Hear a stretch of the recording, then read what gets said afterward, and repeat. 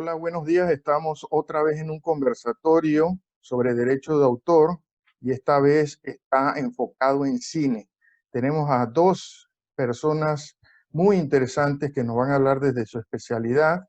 Está Hans García, que es un cineasta dominicano que tiene un camino muy armado en cuanto a generación de obras de tipo audiovisual. Y también tenemos a Patricia Rengifo, que es una especialista en derechos de autor enfocada sobre todo en cine. Yo voy a hacer primero una pequeña presentación, como ustedes saben, porque esto lo hacemos todos los sábados. Mi nombre es Carlos Oriel Wintermelo y estoy al frente de Derecho de Autor en el Ministerio de Cultura de Panamá. Este es un esfuerzo didáctico que hemos sostenido todos los sábados y por supuesto queremos que el derecho de autor sea algo muy común entre todas las personas, que lo veamos como un pan de todos los días y que tiene que ver incluso con el consumo cultural que llevamos a cabo todos los días. Bueno, voy a comenzar con una pequeña presentación muy básica sobre derecho de autor y luego le voy a pasar la palabra a ellos que nos tienen de verdad información valiosísima.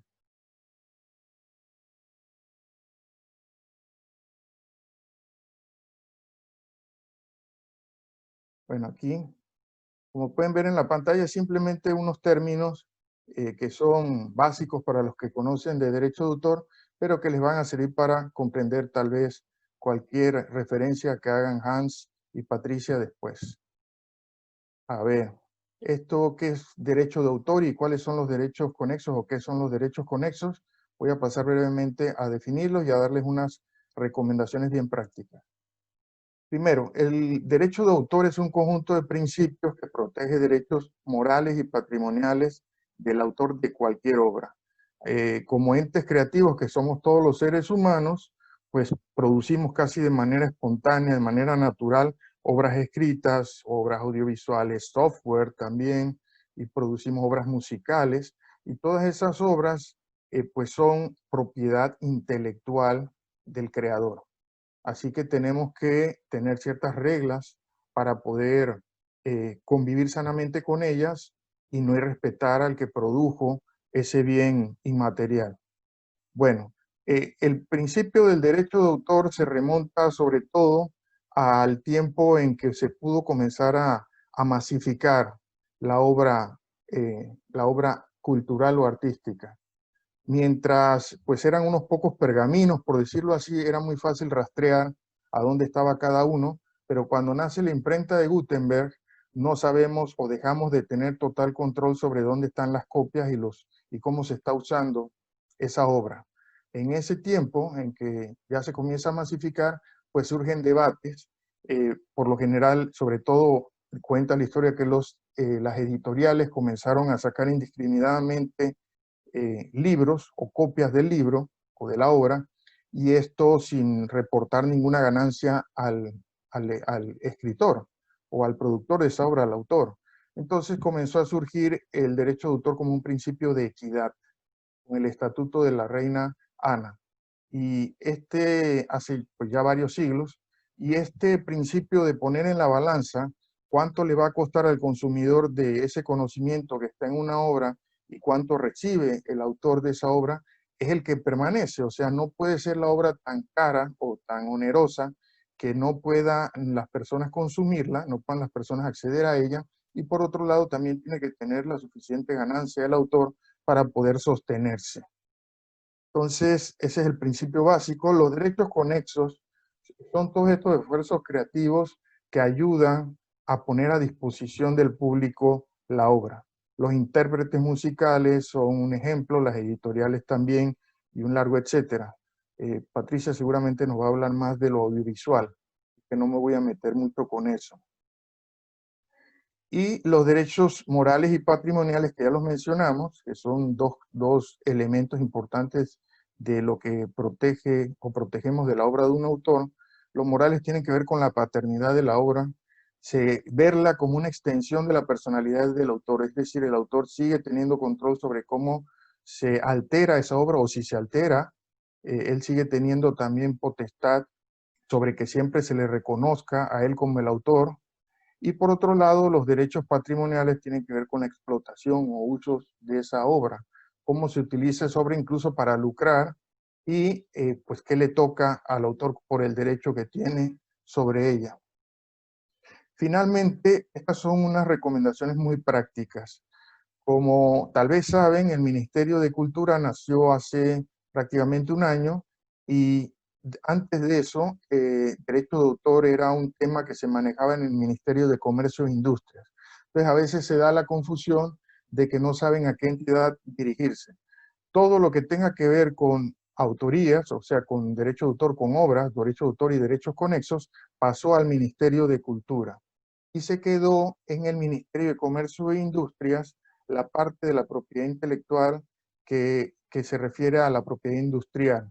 O sea, todo lo que tiene que ver con marcas, patentes, diseño industrial, aún se atiende en el Ministerio de Comercio e Industrias, MISI, y todos los trámites que ustedes tengan que hacer con derecho de autor, con obras artísticas en general, obras musicales, etcétera, es en el Ministerio de Cultura de Panamá. Es recomendable registrar la obra, aunque por la ley, apenas nace la obra de un autor es de su propiedad y queda como padre de ella, es recomendable tener pruebas de autoría gracias al registro de la obra y también una relación más estrecha con la entidad gubernamental que les puede brindar protección. Así que lo recomendamos ampliamente. También le recomendamos agremiarse en general y también buscar las entidades de gestión colectiva que los pueden atender específicamente. EGEDA atiende a los productores audiovisuales, produce a los productores musicales, PANAYE a los ejecutantes de música, TEA es la de derechos reprográficos para obras escritas y las PAC a los autores de música. Y por último, les recomendamos conocer bien nuestra ley, que es una ley de muy buen nivel, que nació en el marco de varios tratados internacionales y que respeta tanto el convenio de Berna como otros estatutos internacionales sobre derecho de autor, y que es la Ley 64 del 10 de octubre del 2012. También les recomendamos entrar a la página de la OMPI, Organización Mundial de la Propiedad Intelectual, y ahí hay constantemente información, cursos incluso gratuitos, para que ustedes manejen mejor el tema y puedan defender mejor también sus derechos como autores. Bueno, voy a dejar de compartir la pantalla y ahora vamos a darle la palabra a nuestros panelistas. Yo les voy a hacer una pregunta primero a Hans García, que nos está hablando desde República Dominicana. Y la primera pregunta es, ¿cuáles han sido los beneficios a lo largo de tu carrera, Hans, de trabajar con un fuerte énfasis en los derechos de autor? Ahí Sí, vamos. buenas. Gracias por la invitación a participar con ustedes en este panel. Como tú bien decías anteriormente, soy productor audiovisual. Sabes que uno a veces en su carrera empieza, trabaja y no repara mucho en ciertas cuestiones jurídicas, como tiene que ver con del derecho de autor, hasta que tú no te sientes afectado, ¿verdad? Con algo que te pasa por alguna obra realizada y que haya sido tal vez mal utilizada. En nuestro país, nosotros contamos con la ley 6505 del derecho de autores del año 2000, del 1900, del 1986, perdón. Es la ley de derecho de autor y a partir del año 2000 contamos con la Oficina Nacional de Derecho de Autor, la ONDA se llama, que es el organismo que se encarga de administrar y regular todo lo relacionado con derecho de autor. Particularmente en mi caso, que como te digo, trabajo en la parte audiovisual, en la producción cinematográfica, el beneficio principal que nosotros hemos tenido es la confianza que tenemos de que el derecho de autor o una fortaleza en lo que es el derecho de autor nos permite tener, nos garantiza los derechos de nuestras obras audiovisuales. Nosotros trabajar sabiendo que contamos con una ley de derecho de autor, con una oficina, con una institución, una entidad dentro del Estado que defiende, garantiza y hace que se respeten los derechos de nuestras obras, nos permite trabajar con cierta garantía y con cierta tranquilidad de que sabemos que nuestros trabajos van a ser, se va a garantizar. Sé que vamos a tener los beneficios como actualmente que nos permite la ley que tenemos de derecho de autor, que nos da los derechos exclusivos de fijación, reproducción, distribución, autorización de adaptaciones, de traducciones, todo lo que tiene que ver con la obra audiovisual. Y uno hace su trabajo sabiendo que tiene la confianza de que todos esos derechos se van a respetar y que uno va a poder reclamar de ellos. Muchas gracias, Han. Ahora, Patricia, te tenemos una pregunta para ti, y es, ¿qué recomendaciones darías a los creadores audiovisuales, tú como especialista en derecho de autor? Bueno, perfecto. Muchas gracias por la invitación a participar de este panel. Bueno, yo les hablo como abogada y también como productora de cine que he tenido la fortuna de ser. Creo que lo dividiría en tres recomendaciones generales. La primera es un poco retomando lo que comentaban ustedes en cuanto a formación. Pienso que un productor audiovisual debe conocer los aspectos básicos y las generalidades del derecho de autor. Pienso que no es un tema de volverse experto, pero los clientes míos, por ejemplo, el proceso que hemos tenido los últimos años es que hoy en día ellos ya conocen perfectamente la ley de derechos de autor, en las diferencias entre un contrato de cesión y una licencia, una obra por encargo, conocen también la ley aplicable, como bastante importante que creo que un productor debe saber. De la mano de esa formación está obviamente atender este tipo de seminarios, capacitaciones de diversas entidades. Creo que eso es una cosa muy importante. De la mano con eso, la invitación es a tener equipos interdisciplinarios. Pienso que una producción audiovisual, y hablemos de cine, uno se preocupa por tener el mejor guionista, el mejor director de foto, sonidista. Pienso que es muy importante empezar a integrar a un asesor legal y a un asesor contable. Pienso que son dos figuras muy, muy importantes en una producción audiovisual. El tema de incentivos, por ejemplo, que muchas veces tiene que ver con temas tributarios, los temas de impuestos en los contratos, es muy importante que lo revise un contador experto en estas cosas. Y el tema legal, en nuestra experiencia, obviamente, en nuestras películas nos preocupamos por apoyar al productor en todo el tema de la contratación, y entre más trabajo en esto, más me doy cuenta de la importancia de tener equipos interdisciplinarios, y para los productores el apoyo tan grande de tener un abogado que sepa de esto, pienso que es algo muy importante.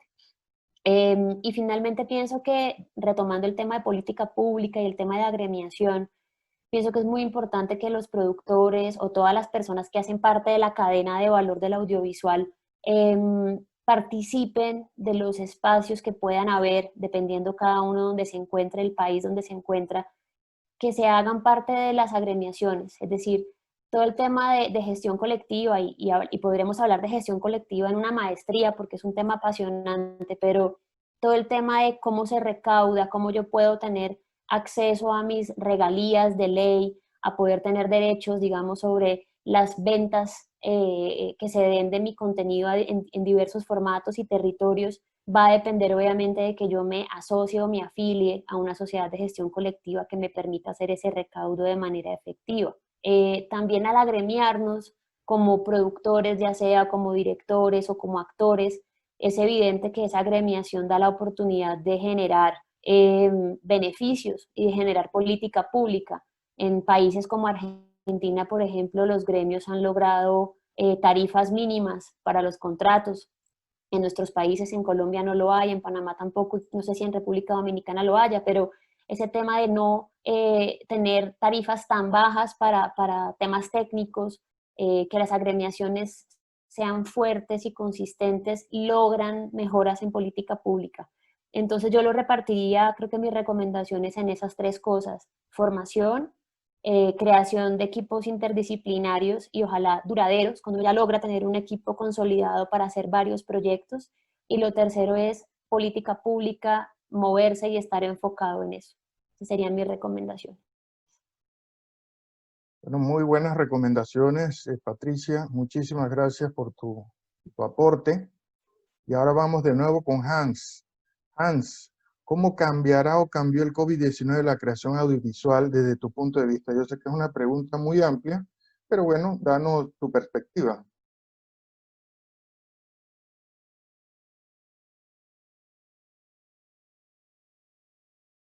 Hans, hace falta quitar el micrófono. Sí, activarlo. Ok, ahora sí. Digo, para darte el detalle de cómo ha cambiado o cómo cambiará el COVID-19 la producción audiovisual, por lo menos en República Dominicana, tengo que hablarte un poquito de lo que es nuestra ley de cine, nuestra industria cinematográfica. Nosotros en República Dominicana tenemos una ley de cine.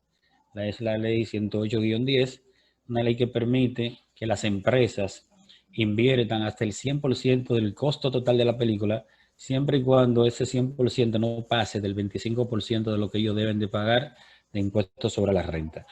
Entonces, ¿qué pasa? Eso debe de hacerse el año de cierre fiscal, y es el mismo año que tiene que ser el año de la inversión. Las empresas funcionan como si fuera un anticipo. Ellos hacen una proyección de cuál va a ser su ganancia a fin de año y aportan al cine ese 25% que te permite hacer la película. Y pueden ser varias empresas. Tú puedes ser un pool de empresas que junte el dinero del presupuesto. ¿Qué pasa?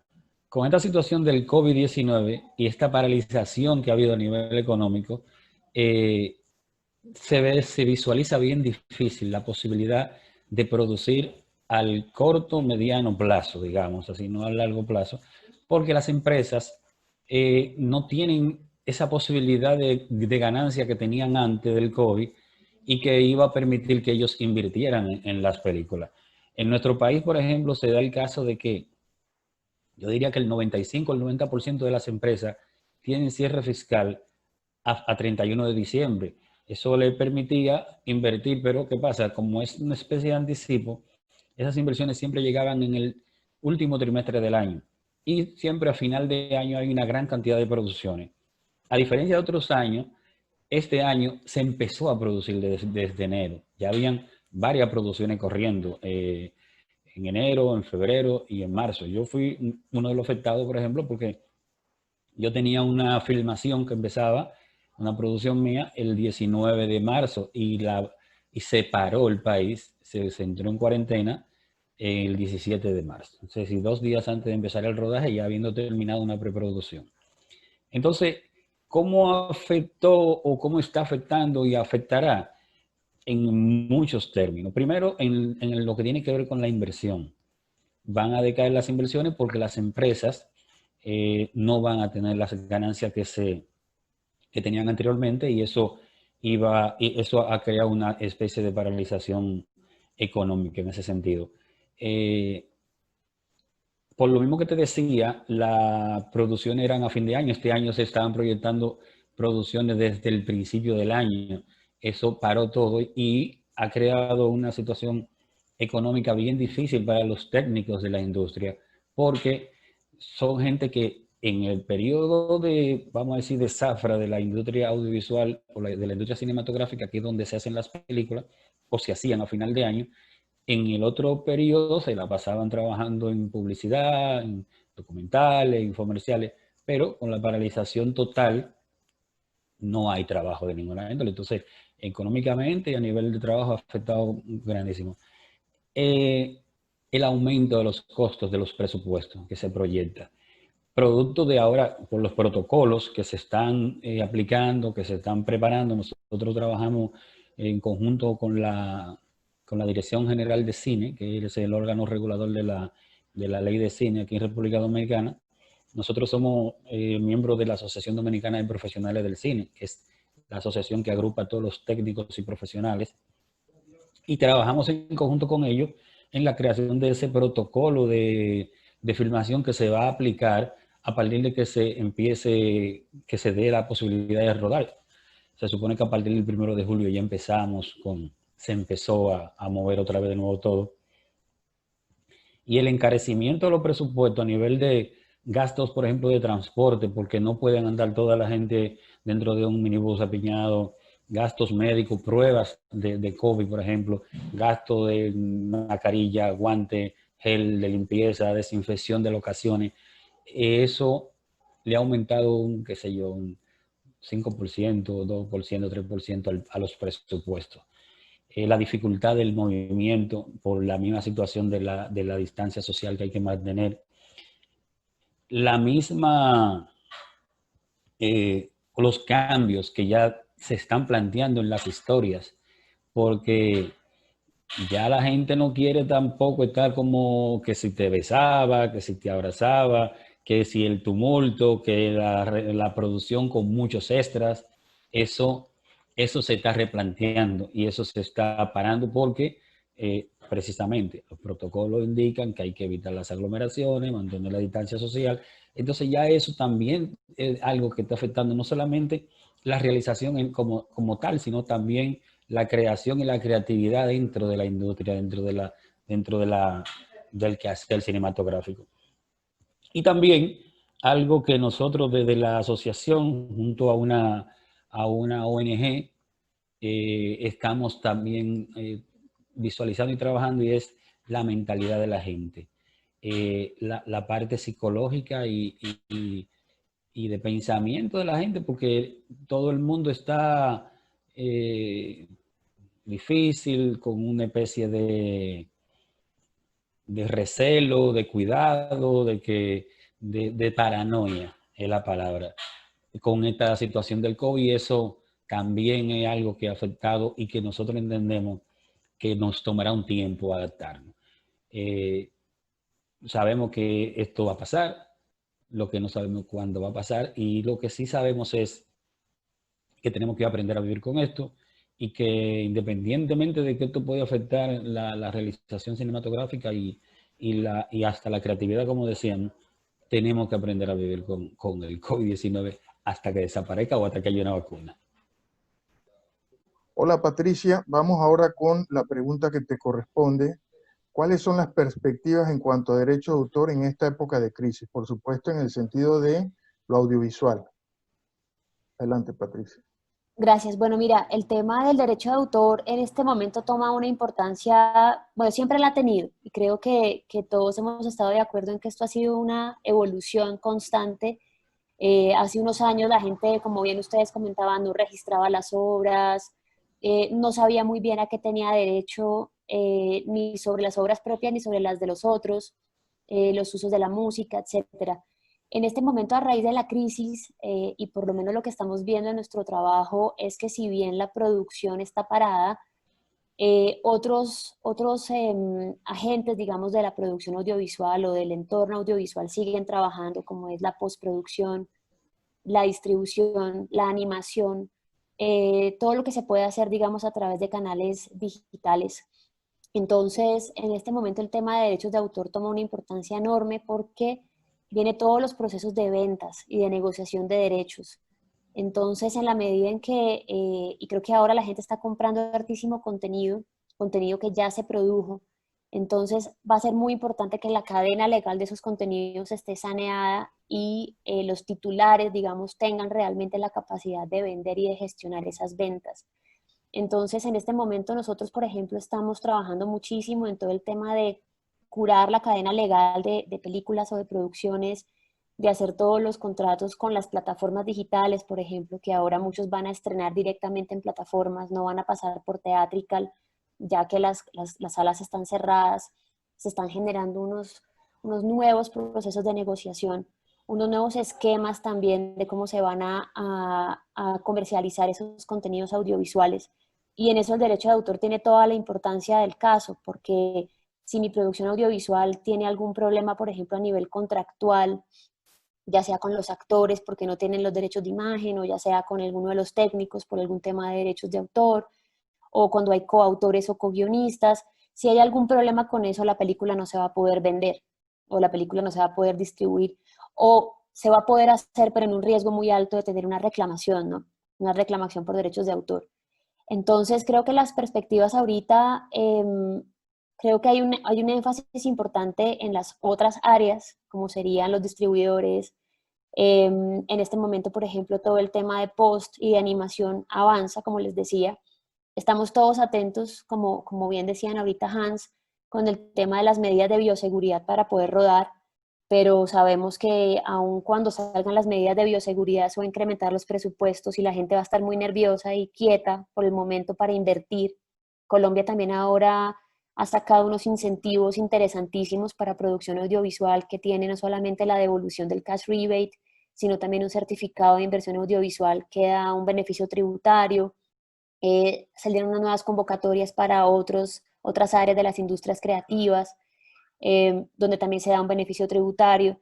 Pero claro, si las empresas no tienen grandes ingresos, pues no van a estar interesados en un beneficio tributario porque están justamente intentando sobrevivir en este momento de crisis. Entonces, tal vez la parte de los incentivos va a ser muy atractiva el próximo año, también porque los tiempos se van acortando para poder tener el certificado o tener el beneficio en el año fiscal en el que se hace la inversión.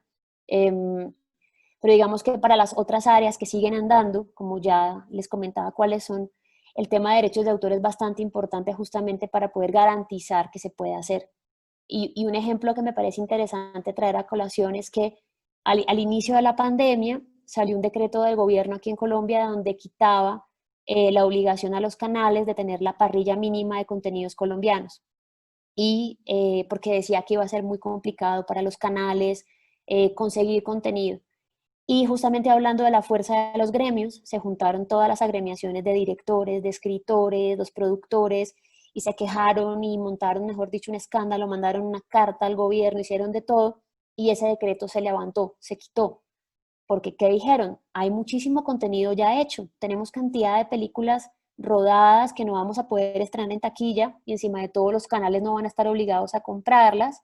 Necesitamos que nos apoyen en este proceso, y con toda esa fuerza y esa gestión que se hizo, el gobierno retiró el decreto y mantuvo las cuotas mínimas de pantalla.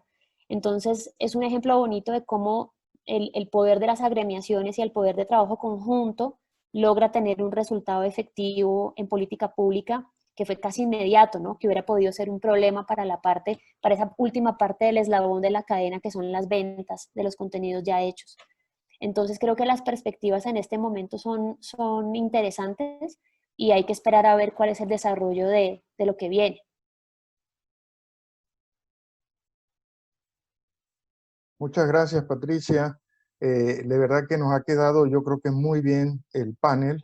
Y ustedes dos, gracias por las No, qué pena con contribuciones. ustedes, los Sí, caídos de... no, no, no te preocupes para nada, para nada. Yo lo que voy a hacer ahora, nos vamos a poner en galería, voy a decir algunas ideas finales que creo haber recogido lo que ustedes dijeron también, y después les voy a dar un breve espacio para que se despidan. Listo. Uno, hablaba Franz sobre la necesidad de los autores de defender sus obras y cómo él se encontró con algunos problemas en que estaban siendo vulnerados sus derechos, y en ese momento pudo resolverlos gracias a los principios que están alrededor del derecho de autor. Patricia nos Ujú. daba recomendaciones, capté tres muy importantes. Una es agremiarse, que los creadores tengan la fuerza del grupo para pedir ventajas en diferentes, para luchar más bien por sus también algunas reclamaciones que pueden ser en los círculos políticos o en otros.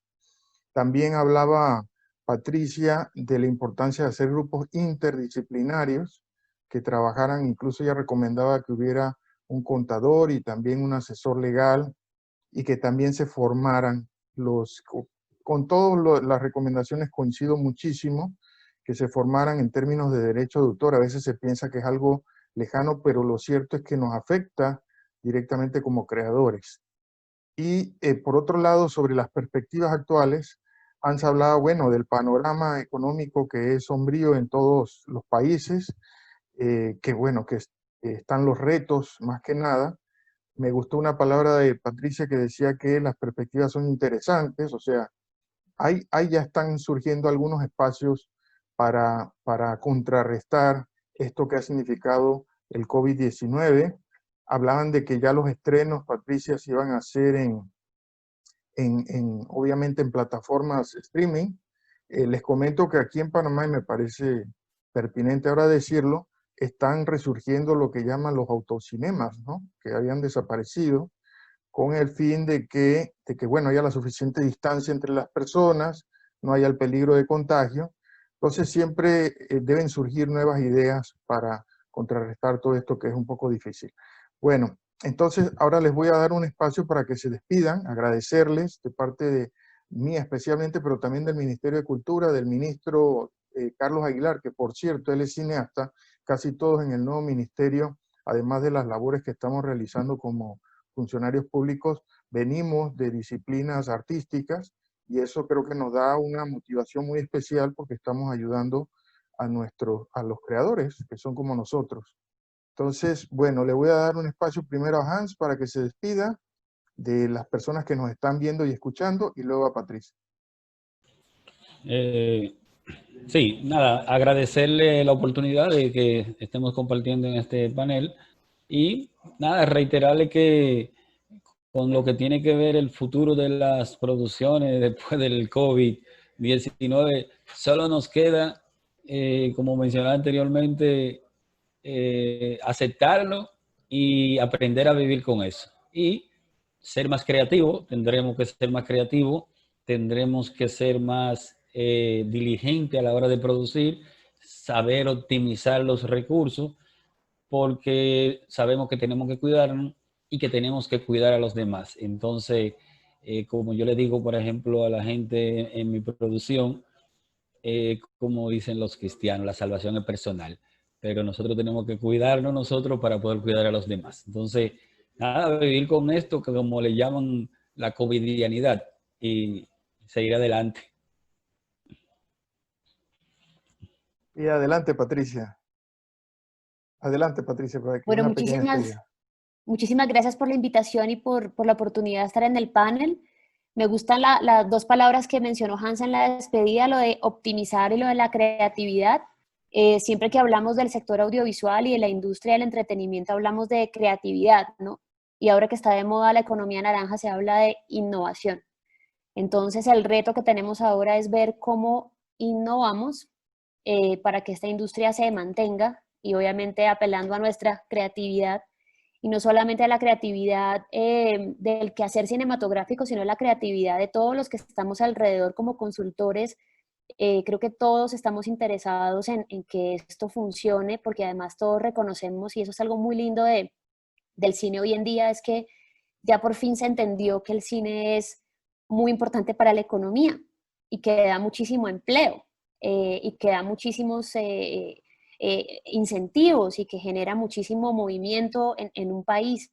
Entonces, es de nuestro interés como sociedad que las películas se puedan hacer y se puedan ver. Entonces, pienso que la invitación ahora es resistir un poco a esta crisis, que ojalá pase, pero de todas formas en el momento en el que nos encontramos, colaborarnos entre todos para, obviamente, ver cine nacional en las plataformas donde está, ver cine latinoamericano donde lo podamos encontrar, motivar este tipo de encuentros, que mira que tenemos 3 países aquí juntos, aportando ideas sobre lo que está pasando en cada uno de estos países con las iniciativas gubernamentales, pero también con el trabajo de la producción y también con el trabajo del abogado. Creo que esto es muy valioso y ojalá pues se repita y cuenten conmigo para otros escenarios de este tipo. Claro que sí, compañeros. Ha sido un placer y ha sido un gusto recibir tan buenas ideas y tanto entusiasmo, tanto afán de unirnos con eso, con la última despedida que dimos. Y bueno, agradecerles y con seguridad vamos a estar de nuevo en contacto con ustedes. Hasta luego. Muchísimas gracias. Hasta luego. Gracias. Gracias.